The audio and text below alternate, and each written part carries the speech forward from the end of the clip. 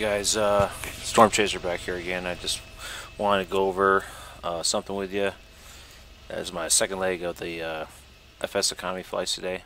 First flight I did. You saw my part 1 video was from Glendale over to Phoenix. I'm sorry, from Phoenix over to Glendale, and this one was from Glendale up to P52 or Cottonwood. It's a little bit east of Prescott, almost a few miles just east of it, north of Phoenix, kind of up near get up in the mountains near the Flagstaff area in Arizona.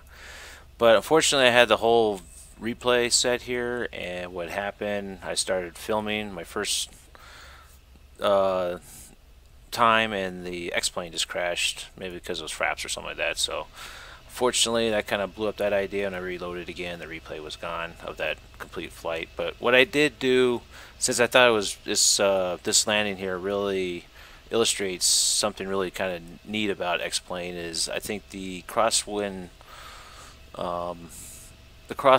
landings are just seem to me another thing that I think sets X-plane apart from FSX. It's just and being, as I said in the first video, a real world pilot, I do have some experience with actual pretty good crosswind landings. My probably most severe one was up at Boeing Field up in Seattle. I landed a Cessna 172 RG up there one time with probably a pretty good 20-30 degree crab. And so what I did do, I just kind of set myself at a 3-mile final here at Cottonwood and redid the crosswind landing. And if you can see over the, let me go over to the runway here. You can see that wind socket. Now that wind socket is running pretty good. Now this whole weather system, this is real world right now. Today is July 10th, around about 3:17. I think that's, not sure Arizona time. I think they're about 3 o'clock p.m. too. But and I can bring up, hopefully you can see this, but if you can bring up the METAR, you can see this is probably the closest station reporting 240 at 17, gusting 24. So that's pretty good size. And this one, I landed at 1.4 here, which is gave me about a 70 degree. Supposed to theoretically give me a 70 degree, crosswind, head-on crosswind. It's better to have a head-on crosswind even a few degrees than a tailing crosswind or trailing crosswind, because that makes it even more difficult.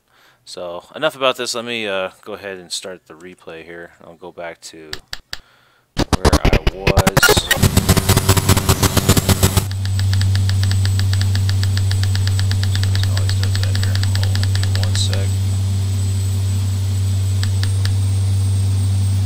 I'll do this a couple times. I think the first time I'm just going to show it from inside my view. So here we go. And you can see that the technique for a crosswind landing here. Now, when you're coming down, you just want to maintain the crab. Actually, let me back it up a little bit more. Let's go to about right there, yeah. So you can see I'm a little bit high, but considering the gusty approach, 4 white means I'm a little bit high in the approach, but I wasn't really bothered by that, because with the gustiness, you kind of want to leave yourself a little bit of margin. And you can see the turbulence of me rocking around pretty good. That's not me, that's actually the wind just pushing me around. We'll back up here again. But what I want to say is, like, with basically the technique for crosswind landing, you just hold the crab. So you basically, I got the nose pointed about 20 degrees this way to the right, just to maintain a straight line course with the runway coming down. So if I was like actually had the nose straight at the runway, I'll be blown way off course and it would make the landing possible. So when you get down to maybe like 10 feet, what you want, the technique is that you left rudder over, so you basically point that nose wheel straight with the runway, and then you dip the right wing a little bit to make sure to keep yourself from getting pushed by the wind to the left. So as you can see, it wasn't perfect. This little swing out here is probably caused because the front nose wheel wasn't completely lined up with the runway. But all in all, with that gusty kind of crosswind, that wasn't too bad. And it was pretty smooth, as you saw. It wasn't a major drop or anything like that. So I mean, I've done better, but I've done far worse. So I mean, if I was going to grade myself, I'd probably say about 6-7 for that crosswind landing. It wasn't perfect, but let me go back here and show you pause this here first. Show you from the runway angle. Okay, there we go. Back up here. This view is pretty neat as far as, so you come in there, back up, a little past the touchdown zone. I think that's good right there. Let me zoom in. So you can see kind of the crab from this position too. And it just kind of, I think this video also illustrates just, I just, again, how I explain, I think dealing with the different ways of simulating, where they actually use the airplane and the wind to simulate the flight. That just gives it a lot more realistic feel, closer to reality.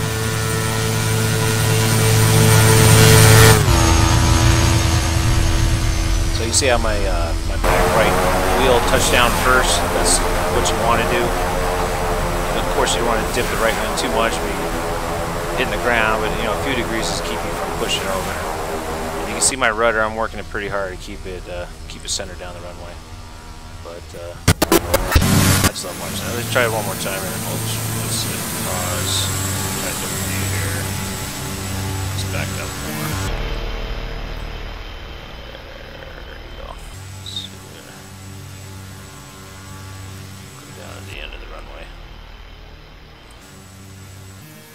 Kind of see the slope or the gradient of the runway this way too. It's kind of cool.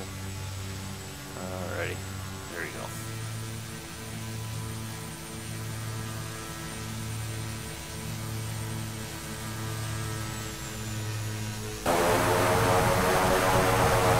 Yeah, see how full left rudder up there. Trying to keep myself on the runway.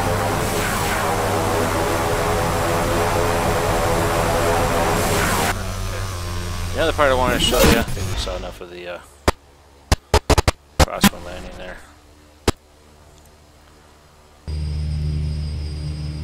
Just kind of show you kind of roughly what a realistic shutdown should be in a King Air 200. And you see I'm probably going through, this is a replay, but it kind of goes through the procedure. So basically I have it, I have the condition lever low idle. Is when you come to a stop, you kind of want to shut off pretty much all your lights, kind of maybe leave your beacon light on. And also, this, for some reason, this Karen Auto, I don't think the ITT or the engine temperatures are working correctly, but it's supposed to basically, the temperature's above 750 Fahrenheit or Celsius, so you're supposed to kind of wait 1 minute for the engines to drop below 750 before actually commencing with the shutdown procedure. So you can see what you do is you pull down the condition lever to full shut off, and then once the engine's cycling down, then you pull back to the propeller back into the feather position, and you can see my left engine slowly shut down there. And then you kind of repeat the cycle for the right side. First fuel cut off, and then bring back the propeller to the feather position. And that's essentially it. So the shutdown is not too complicated. I'll go over more of a realistic startup next time. And then next procedure is just kind of basically just shutting everything off. You want to get your bleed air valves off, you know, shut your generators off. Pretty much everything switched off, and the avionics switched off, and finally the battery switched off. So that's about it. This is probably the end of part 2, and if I'm enjoying this, maybe I'll do a part 3, more of the startup procedures and everything like that. Thanks for watching, and appreciate any comments, suggestions, and subscription. You know, if you subscribe, it keeps me motivated, keeps me going. So, and I think my goal really of YouTube for right now, my YouTube channel, it's just basically kind of show you the benefits of X-Plane and general aviation flying along with FS economy. I think some people, they get kind of focused on FSX, which I have for years, but I'm just trying to show you the benefits of switching to X-Plane. Not that there isn't some benefits to FSX, you know, as far as a variety of aircraft and so forth, but just the flying dynamics, realistic startup shutdown, especially the turboprops, is a big appeal for me. So thanks for watching. All right, bye.